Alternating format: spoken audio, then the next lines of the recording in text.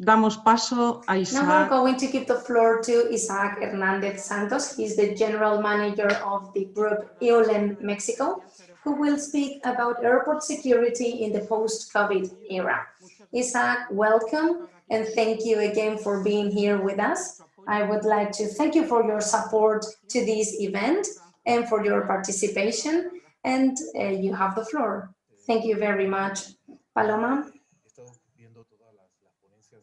I've been listening to the different presentations today, so let's see what is left to me to contribute after such a wonderful session.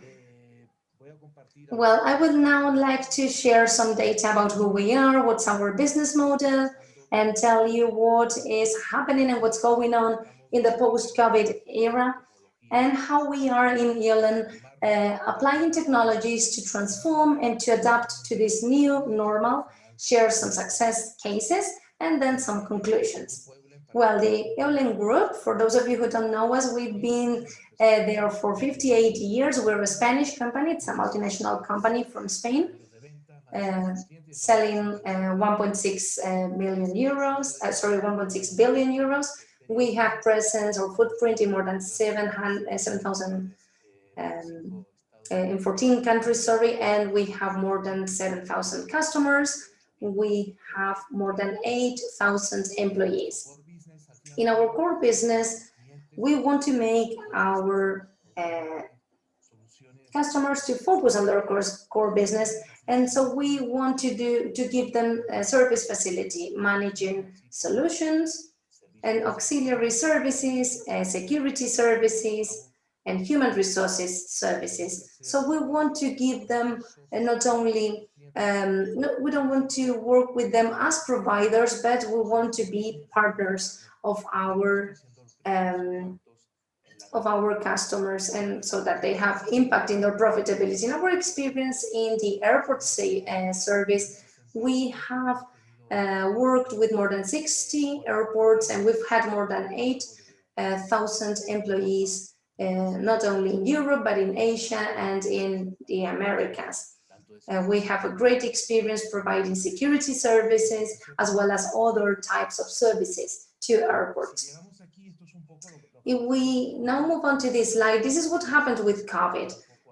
Companies find themselves in the middle of the desert without knowing what to do with a car that is broken because the engine is broken. They don't know what to do, where to go, because everything has changed. There is no road ahead of me.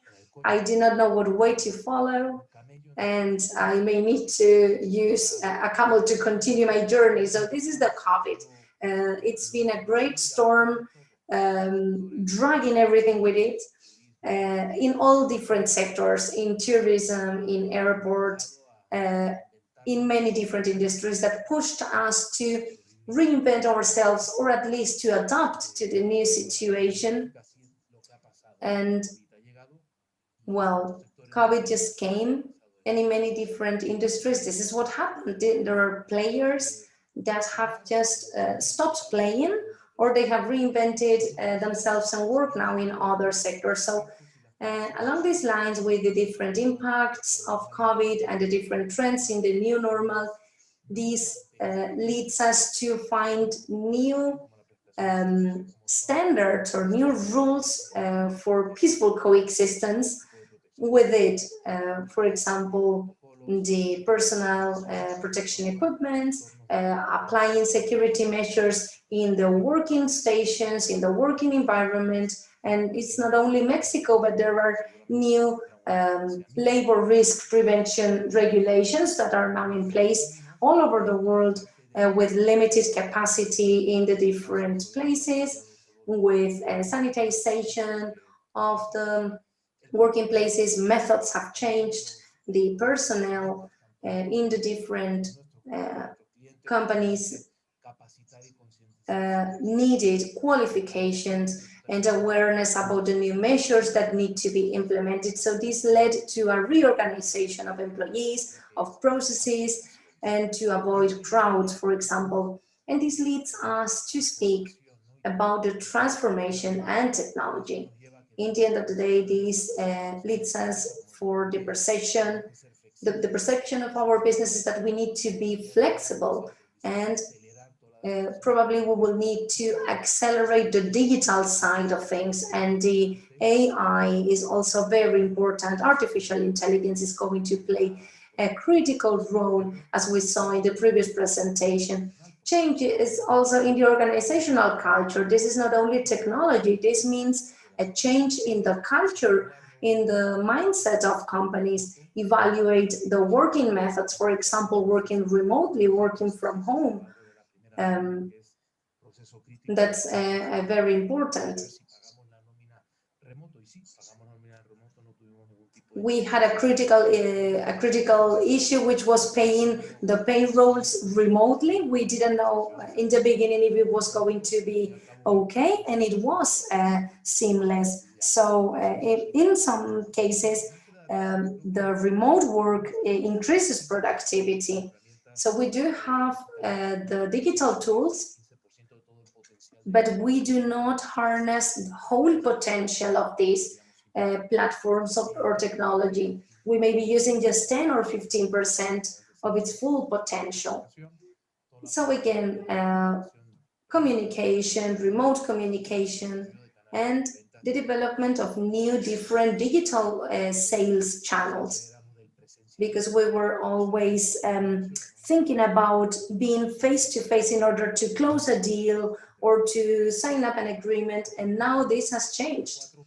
Here we can see 4 blocks, which are the technologies that are right now in trend, and which we will all need to adapt: the augmented or virtual reality, artificial intelligence, data and data exploitation, robotics, RPA, which is robotics applied to processes. Then blockchain is another segment to help for all the transactions to be carried out. This is a very interesting technology because it was born providing support to cryptocurrencies, but it has a much wider outreach than the cryptocurrencies themselves. For example, the smart contracts is one of the examples that the insurance companies or that the airport or airline contracts may use. And then the sales using new channels, such as e-commerce or cognitive technology or AI. The e-commerce should not only be a catalog or a product list, but they should understand your needs and would give you recommendations as to what is best for you. With all that, I'm going to share with you some of the changes we have introduced in our service provision and the technologies applied in our processes in these big 4 blocks. First, it's people, of course, then training, then the delivery of those services, and how they impact in our relation with our customers and suppliers. If I now move on to the people, we would need to speak about recruitment. We will also speak about the profiling, so that we make sure that the people we hire have the proper profile and all the knowledge and data that we exploit in the operations on real time. Then we develop or reinforce capacities or skills of our workers. We were speaking about the importance of training and qualification, and then impartial and transparent processes for all our partners. If we have an alliance with a partner, we need to be transparent and we need to avoid bad practices that may take place in the service provision. In the part of the personnel, we have psychometric evaluations adjusted to the profile of the position. So this reduces the turnover or the incorrect recruitment of people, and this pandemic made us hire people as as guards, but then leave the airport, and this affects our service provision. So we want to avoid that. And then a personality test, so that we can identify negative behaviors or contacts and leave these people out of the process. Now, as regards the tests in order to analyze the voice stress, well, polygraph was closed, their offices were closed, so we couldn't do that, and we changed that for a voice stress analysis, which can be done remotely with a IP platform, the VoIP platform, and this increases efficiency, and we can also evaluate other characteristics that the polygraph doesn't provide. And then we have the digitalization of all the recruitment process with a paperless process. We have to have our files printed, but it helps you to avoid unnecessary documents, because you can scan documents and you can do the recruitment adjusting to certain times and covering the vacancies that we need. As regards training or qualification, we use a CBT platform for development, which is a simulator of X-rays embedded in an application. So this can be used by the new employees or for the continuous training of our existing employees, complying with the EU regulations as well as the US regulations. Now, in terms of operations, we have included the body cameras for any type of incidents. This is not only taking into account the passengers' version, but also to have our own version. And this helps us as a monitoring system to check that we are complying with all the measures in terms of security and in terms of health. We have included the supervision system through QR codes to avoid paper and pens, because they may be an infection possibility. So, and we also provide real-time reports and share the information with our customers. We have included encrypted communication equipment, and our communication is all our communications are encrypted, and we have included a software to control operations that helps us to exploit all data. And by using algorithms, we exploit the predictive models with a track record uploading data that may help us to dimension our resources and those that we have to apply in our operations. As regards the customers and providers, we have established certain controls, and we have to abide with all of the regulations, of course, and the certifications. And this is what we do with different external agencies and external auditors. And where are we applying this? Well, this is applied at national and international examples. We have, for example, the Mexico International Airport of Toluca. We identify assistants with facial recognition, face recognition, because the footprint may be problematic because of COVID. And we have the face recognition, and we also take the temperature.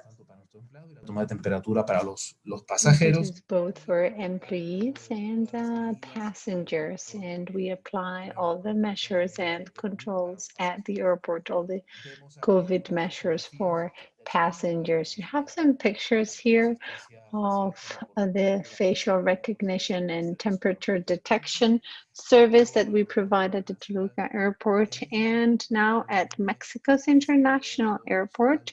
Of course, we need to provide everybody with personal protection equipment, PPEs as necessary. We need to raise awareness of, among employees to take temperatures for users and staff, disinfecting everything, all the materials used. That's really, really important. And all the preventive tests to detect COVID, and then internally communicate best practices. So the one on the right is, well, one of the best practices is the when we took the temperature of the president during his travel,